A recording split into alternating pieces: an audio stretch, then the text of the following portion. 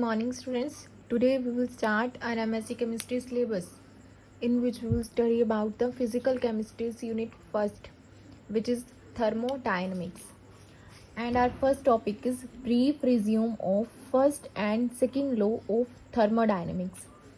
We have first law. It was the Joule's work in 1840 which established a relationship between mechanical work and heat energy. This experiment proved that heat is a form of energy and W is a amount of work is converted into heat, then amount of heat Q is produced, which is related with mechanical work W. It tells us that in 1840 Joule's do an experiment in which it established a relationship between mechanical work and heat energy, and his experiment proves that heat is a form of energy and W is the amount of work. So W is converted into heat as W is related to heat in this way, as W is directly proportional to the Q and W is equals to JQ. When we remove the proportionality sign, we get the J, which is a constant and is called the Joule mechanical equivalent of heat, and the value of J is 4.18 joule per calorie. Thus, 4.18 joule of mechanical work can be produced 1 calorie of heat. As when we do the work of 4.18 joule, we will produce the 1 calorie of heat. Now, we will do some experiment as consider a gas in a cylinder with a non-conducting balls and piston only at the bottom of the cylinder. This is the piston which is at the bottom of the cylinder and this is the non-conducting balls, and let the gas absorb Q amount of heat from heat source.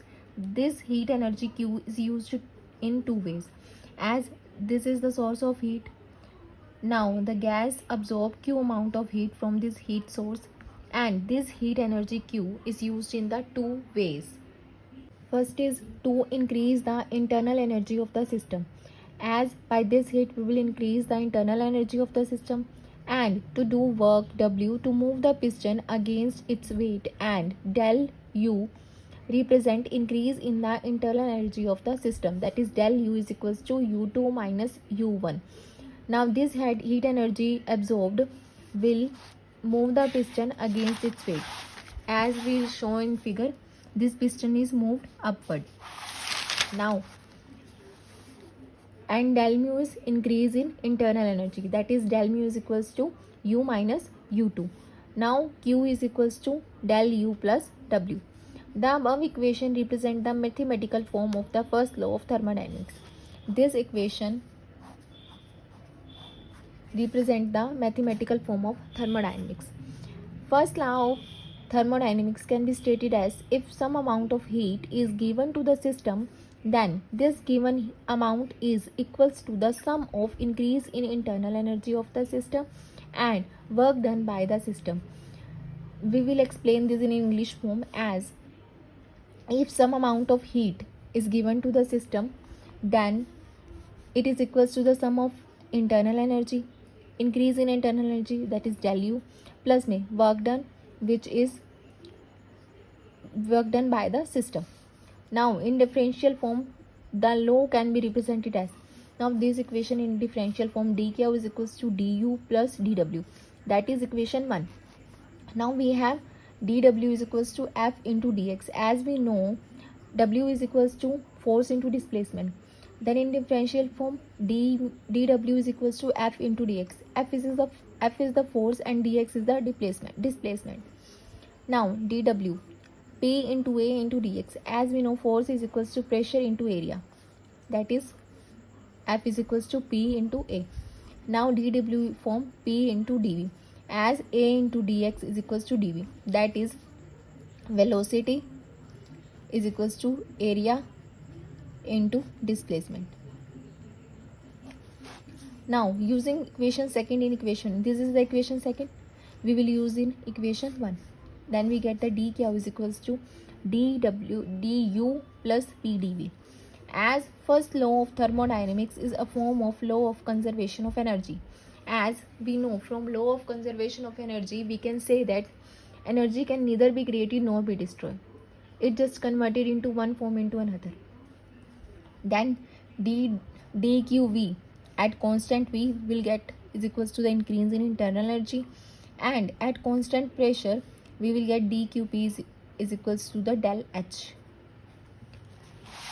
Now the limitation of the first law of thermodynamics.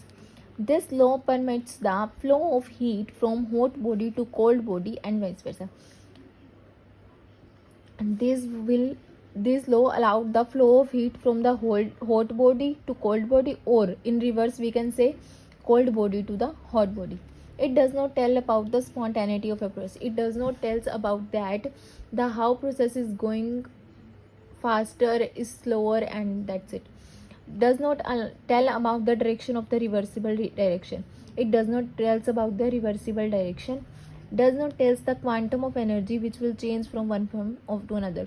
It does not tell about the quantum of energy which will change from one form to the another.